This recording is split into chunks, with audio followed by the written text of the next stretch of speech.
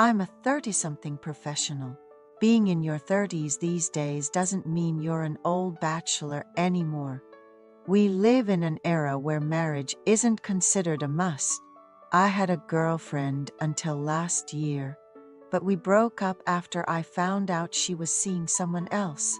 Since then, I've been worried about trusting women, but recently, something enjoyable happened. I can't help but live this way, and I thought I'd share that special something here.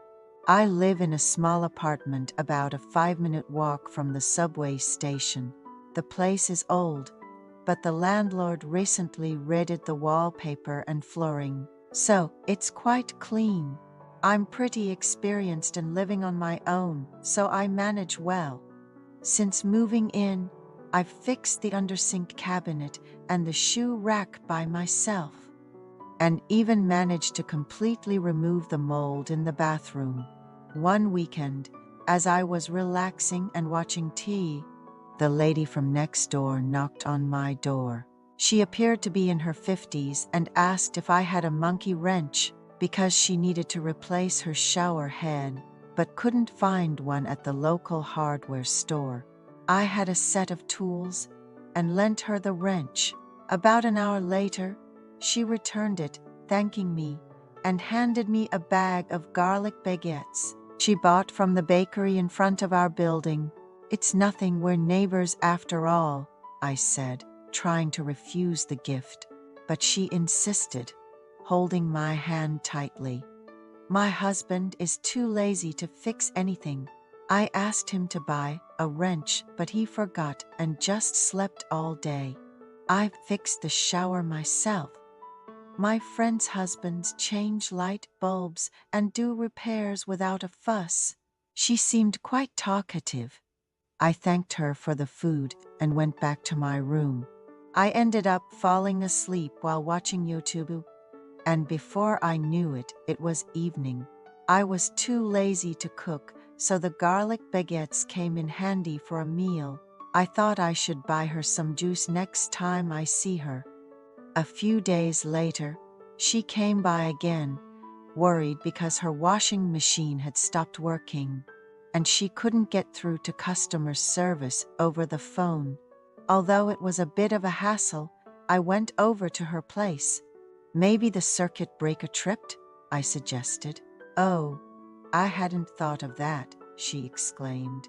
Sure enough, the laundry room's switch had been flipped off. She was relieved to see the washing machine start working again after flipping the switch back on. As I was leaving, she said, "Wait, I have some golden kiwis I bought from the store. Take some with you," and gave me 5 of them. I tried to refuse, saying, "You don't have to give me anything in return. I'm happy to help without any gifts." But she insisted. After that, we occasionally ran into each other. One day, the boiler broke down and she asked if she could shower at my place because fixing it immediately wasn't an option. I suggested boiling water or going to a nearby sauna, but she said the sauna was closed that day, and she once got burned by spilling a boiling kettle as a child, so she was too scared to handle hot pots.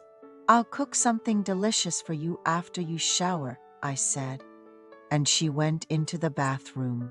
She hummed a tune while washing up and emerged looking rejuvenated.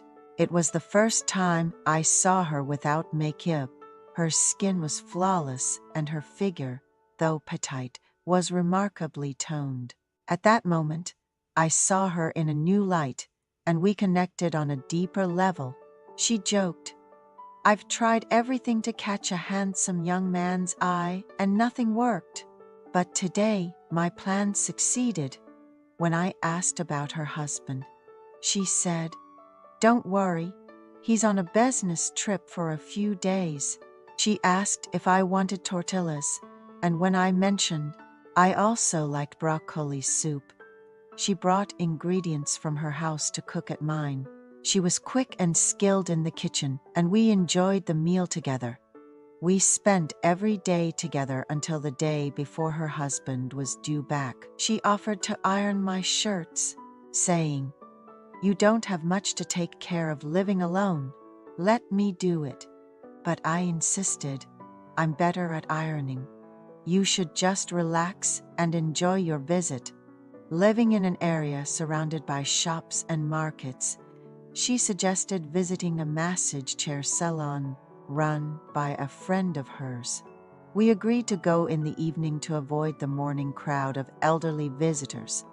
Upon arriving, her friend, seeing me, exclaimed, "Wow, so young and handsome. Emily must have praised you to the skies." I was taken aback and looked at Emily.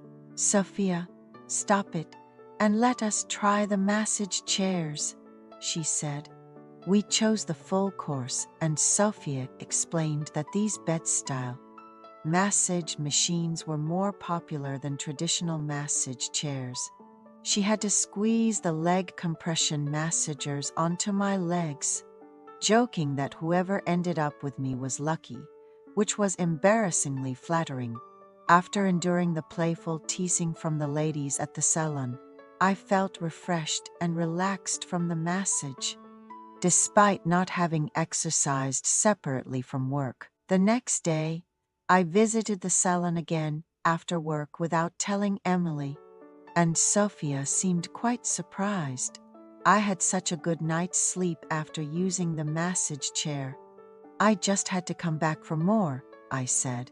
The lady, Sophia, was about to close up shop for the evening, but seeing a handsome young man walk in, she decided she needed to call her husband and tell him she'd be home late.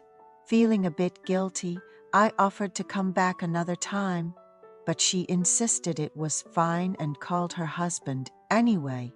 I have 2 customers who came in for a trial session, explaining everything and going through.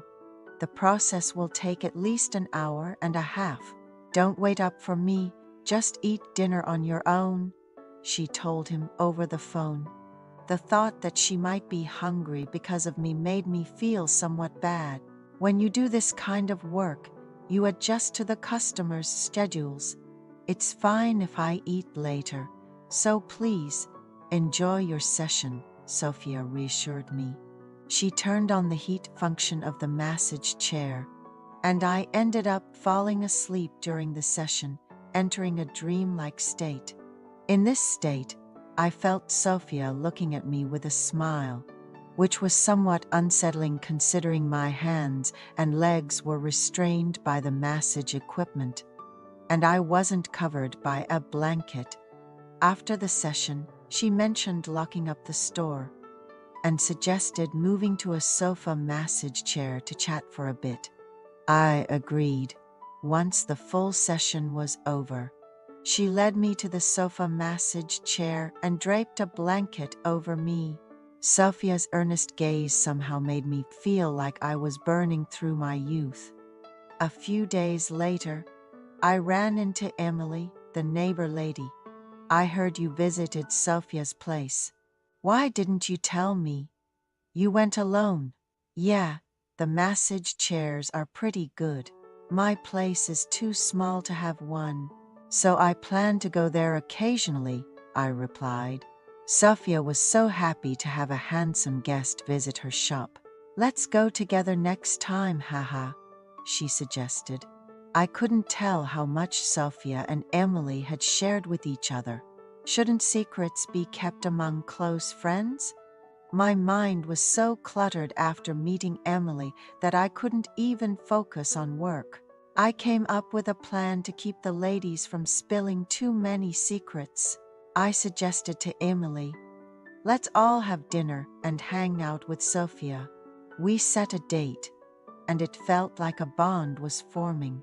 We decided to treat each other like sisters. We had steak for dinner and enjoyed a few drinks, which left us feeling quite merry. "Should we all stay together tonight?" I suggested. The ladies loved the idea. It was an entirely new experience for me, but it turned out to be quite extraordinary. We all felt like we had ascended to heaven that night, and the ladies were thoroughly satisfied with the special time we spent together. Occasionally, I meet up with Sophia and Emily separately. Each has her own unique charm, which I really appreciate.